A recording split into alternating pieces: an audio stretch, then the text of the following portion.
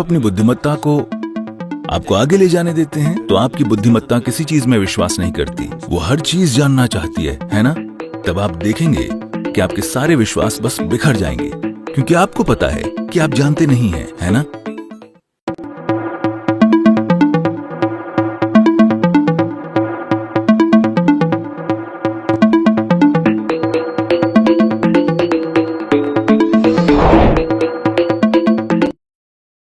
समाज में हम संगठित समूहों में रहते हैं जहां विश्वास प्रणाली की मौजूदगी बनी रहेगी। क्या ऐसा है तो टकरावों की मौजूदगी जारी रहेगी? आप कह रहे हैं कि वे विश्वास करते रहेंगे? क्या आप यही कह रहे हैं? हाँ, विश्वास प्रणालियां जारी रहेंगी। क्या आप आगे के लिए भविष्यवाणी कर रहे हैं? इसे भविष्यवाणी होना जरूरी नहीं है। मेरे विचार से अगर आपकी बुद्धिमत्ता काम कर रही है, अगर आप उसे काम करने देते हैं, तो आपकी बुद्धिमत्ता किसी भी चीज में विश्वास करने में नाकाबिल है। क्या ऐसा नहीं है? हाँ या नहीं? हाँ, आपकी बुद्धिमत्ता जानना चाहती है, ये किसी चीज पर विश्वास करने को तैयार नहीं है, लेकिन आप अपनी बुद्धिमत्ता को त्याग दे रहे हैं क्योंकि आपका डर इतना प्रबल है कि विश्वास करने में आपको आरामदेह महसूस होता है।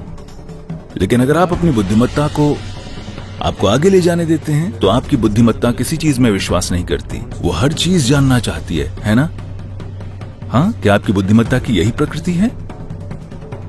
तो अगर आप अपनी बुद्धिमत्ता को काम करने देते हैं तब आप देखेंगे कि आपके सारे विश्वास बस बिखर जाएंगे, क्योंकि आपको पता है कि आप जानते नहीं हैं, है ना? लेकिन इसे स्वीकार करने में आपको बहुत दबाव लेना होता है। लेकिन असल में आपको पता है कि आप नहीं जानते, है ना? क्या आप जानते हैं? हाँ, फिर समस्या क्या है?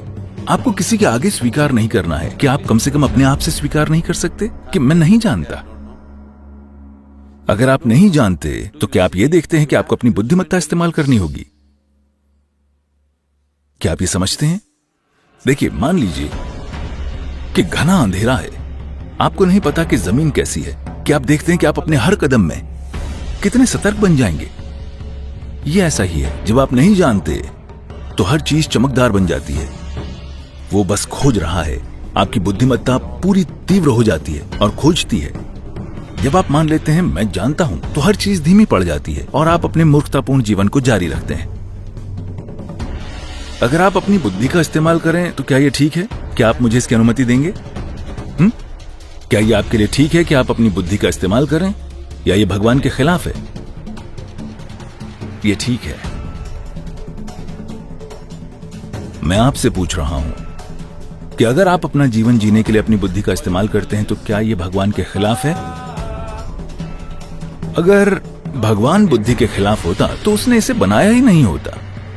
अगर भगवान आपके बुद्धि से काम करने के खिलाफ होता तो ये आपको दी ही नहीं गई होती, है ना?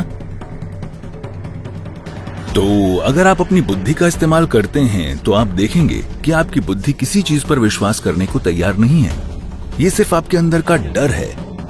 आप कभी भी ये विश्वास मत कीजिए कि ये भक्ति है। भक्ति नहीं, बस डर है जो आपको चीजों पर विश्वास करा रहा है ना? इसीलिए आपने इसे भय भक्ति बना दिया है। There's no Bhaya and Bhakti together. भय और भक्ति साथ नहीं होते।